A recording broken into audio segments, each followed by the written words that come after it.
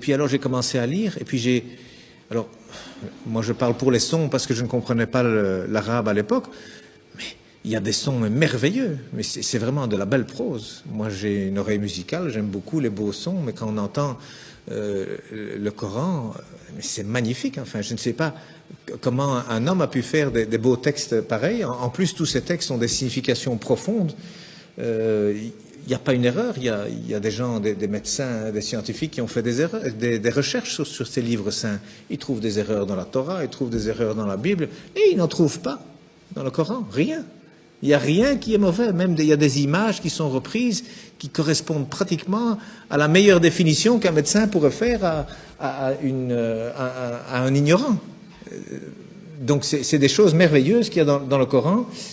Et en plus, moi j'ai découvert récemment la formule de la beauté, comme on dit, c'est-à-dire qu'aujourd'hui la beauté c'est quelque chose qu'on calcule mathématiquement, hein, donc il y a des formules pour savoir jusqu'où il faut mettre du rouge à lèvres, jusqu'où est-ce qu'il faut épiler les sourcils, il y a un coin à respecter qui va du coin de la bouche, le long du nez, jusqu'au coin de l'œil et le début du sourcil. Donc ce qu'il y a là, il faut l'enlever, et puis il faut aller du coin de la bouche à l'autre coin de l'œil, jusqu'à l'autre fin de sourcil. Cet angle, il doit être exactement l'angle qui correspond à un rectangle où il y a cette proportion, la beauté mesurée, comme on appelle, que d'ailleurs Fibonacci a découvert lorsque les chiffres romains ont été éliminés et remplacés par les chiffres arabes. Alors, ils viennent d'Inde en réalité, hein, avec le sifr, le zéro, hein, en arabe ça s'appelle le sifr, donc c'est devenu les chiffres plutôt que les nombres.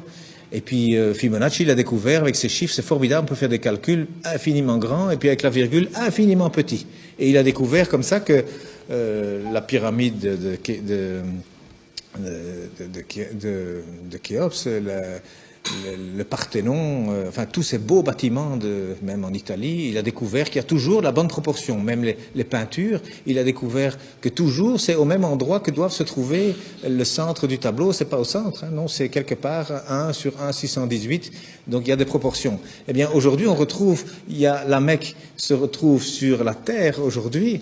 Hein, lorsque vous avez 1 et 1,618, eh bien cette ligne, elle passe à travers la Mecque, à travers la Kaaba, au mètre près.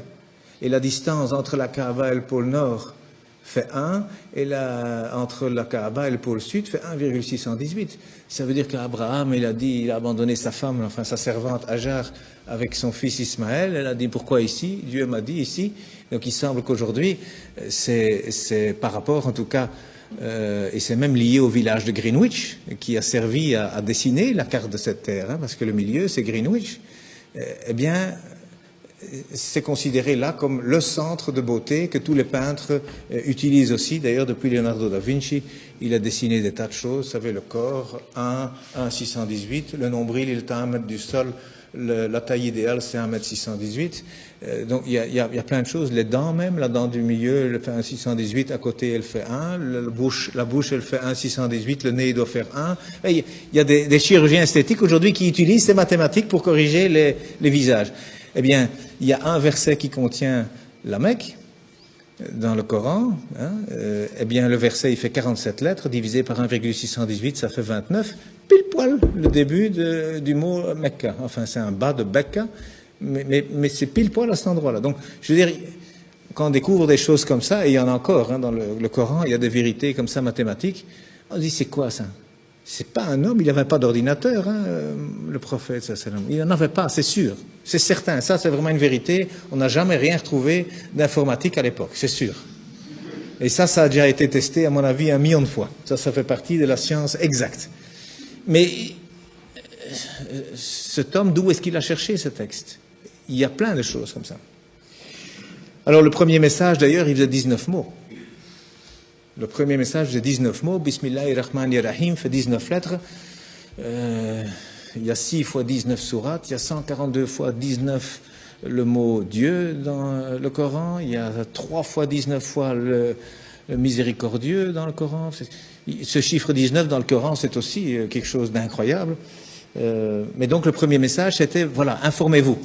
Au lieu d'interpréter, d'abord le savoir. D'abord savoir de quoi on parle.